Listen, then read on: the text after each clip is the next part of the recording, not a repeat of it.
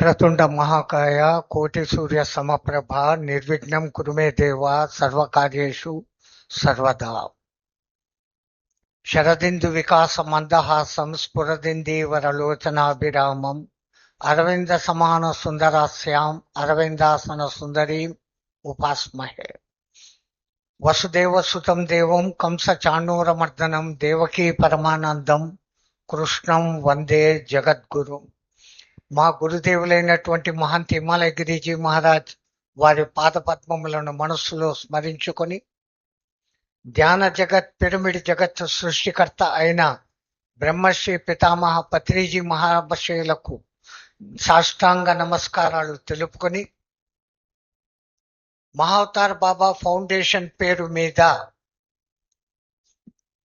అత్యద్భుతమైనటువంటి కార్యక్రమాలు నిర్వర్తిస్తూ జనాలకు ఆయురారోగ్యాలకు ప్రాధాన్యత, ధ్యాన ప్రాధాన్యతను ప్రచారం చేస్తున్న శ్రీ రంగనాథ్ లక్ష్మీ దంపతులకు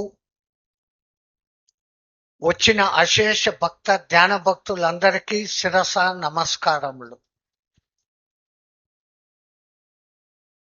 శ్రీ రంగనాథ్ గారు అటు కర్ణాటకలో, ఇటు ఆంధ్రాలో, తమిళనాడులో, ఒకటేంటి దేశంలో ఎక్కడైనా కానీ ఒక దిక్కు ధ్యాన ప్రచారము, రెండవ దిక్కు జనాలకు ఆరోగ్యము. మన పూర్వీకులంతా మనల్ని ఆశీర్వదిస్తే ఆయు ఆరోగ్య ఐశ్వర్య అంటారు. ఆయువు 100 ఏళ్ళు బతికినా కానీ రోగాలమయంగా బతికితే ఏం ప్రయోజనం? తో ఆయువు ఉంటే సరిపోదు, ఆరోగ్యం ఉండాల.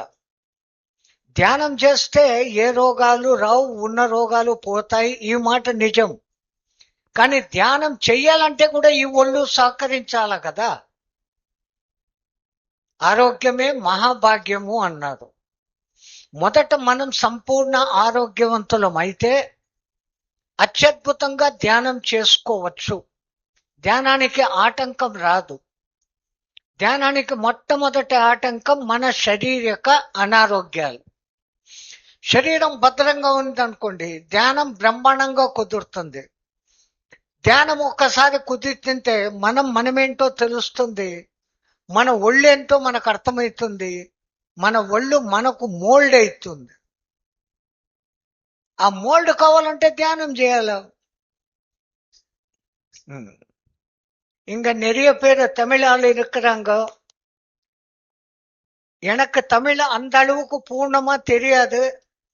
ஆனால் கொஞ்சம் கொஞ்சமா தமிழ் உள்ள பேசுறதுக்கு பிரயத்னம் பண்ணுவேன். எதனா தவறு இருந்தால் மன்னிக்க வேண்டும். நல்லா பேசுறேனா?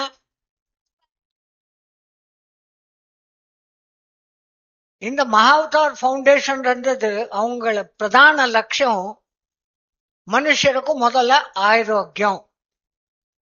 ಅದು ಒಣ್ಣಿಲ್ಲ, ಈ ಇಂಗ್ಲಿಷ್ ಟ್ರೀಟ್ಮೆಂಟ್ ಅಲ್ಲ. ನಮ್ಮ ಭಾರತೀಯ ಸನಾತನ ಸಂಪ್ರದಾಯದಲ್ಲಿ பஞ்சம வேத ஆயுர்வேதான்றது ஒண்ணு இருக்குது. அது உள்ள எத்தனோ டிபார்ட்மெண்ட். எது ஒன்னும் ஃபாலோ பண்ணிட்டான்னு உடம்பு நல்லா ஆயிடும். ஸோ இவர் ஒன்னே பண்ணல. அவரு சுத்தமா டாக்டரா இருந்தாலும் எத்தனைப்பட்ட ஆயுர்வேத விதானங்கள் இதோ அது எல்லாமே கண்டுபிடிச்சிட்டு அதுக்கு யார் யார் சொல்லுவாங்க, எப்படி சொல்லுவாங்களோ அந்த விதானம் எல்லாருக்கும் சேரணும் அன்றது ஒரு பிரயத்னத்தில் இந்த பிஎம்சி ஜத்தக்க கூடிக்கொண்டு இங்க இந்த ப்ரோக்ராம் வச்சுட்டாங்க. அது எப்படிப்பட்ட க்ஷேத்திரம்? திரு அண்ணாமலை. நம்ம உடம்புல அக்னி இருக்குது. அந்த அக்னி இருக்க வேண்டியத சூடுல இருந்தால் எல்லாமே நடக்கும்.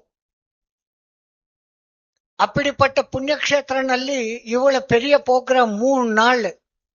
காத்தாலே சுப்பிரமணிய சங்கீதம், அதுக்கப்புறம் வேறு டிபார்ட்மெಂಟ್ನಲ್ಲಿ நிஷ்ணாதரான ಆ டாக்டர்கள் அவங்களுடைய விதானಗಳು அவங்கள சொல்லுவாங்க. யாருக்கு எது பிடிக்குமோ அது எடுத்துக்கணி முதல் நம்ம உடம்புன்னு பார்த்துக்கணும்.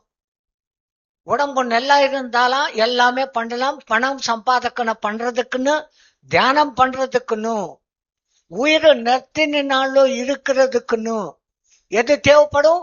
ஆரோக்கியம் தான் தேவைப்படும். ಅವರು ಪண்றது ಈ ಪ್ರಯತ್ನಕ್ಕೆ ನಾನು ஒரு சமிதியாகி இப்படி வந்தாயிடுச்சு. மத்தியானமோ சாயங்காலமோ மறுபடி இன்னொன்னு நாளே இன்னும் விபலமா பேசிக்கலாம். அவங்களுடைய காரியக்கிரமம் நிறைய காரியக்கிரமங்கள் நிறைய பேர் வந்திருக்கிறாங்க. அவங்களெல்லாம் நான் ப்ரோக்ராம் எப்படின்றது அவர் சொல்லுவாங்க. அதை பற்றி நம்ம போலாம். ஆனால் ஒண்ணு, PSSM என்ற ஒரு கிரமசிக்ஷண கூட்டமா வரதில்லை. ஒரு லைனா வந்துடும். யாரு என்ன சொல்லுவாங்களோ எடுத்துக்கணும். அது ஃபாலோ பண்றதுக்கு பிரயத்னம் பண்ணும். அதுக்கப்புறம் தியானத்துல உட்கார்றது. நன்றி.